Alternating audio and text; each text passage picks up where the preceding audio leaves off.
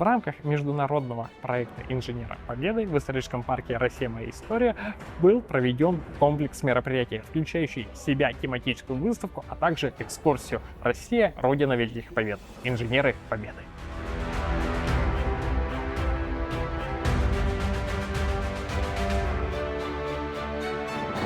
Эту выставку подготовил Якутский промышленный техникум в рамках инженерного проекта «Победа». Здесь представлены экспонаты сварочного производства, слесарного, электромонтаж, токарного производства. Вот эти сварочные производства, вот эта печь функциональная, это печь-ракета для наших ребят, которые на СВО.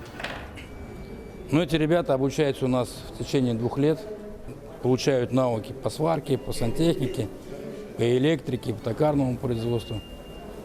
Есть у нас еще ювелиры, огранщики. Сейчас в данный момент нам закупили станки ЧПУ. Сейчас вот ребята, они на этих станках изготавливают всевозможные изделия. Эти навыки и умения, которые они приобретают в нашем учебном заведении, они им пригодятся в дальнейшей жизни. Также они устраиваются все по профессии. Как говорится, на сторону никто не уходит. На кого отучился, там и пригодился, как говорится.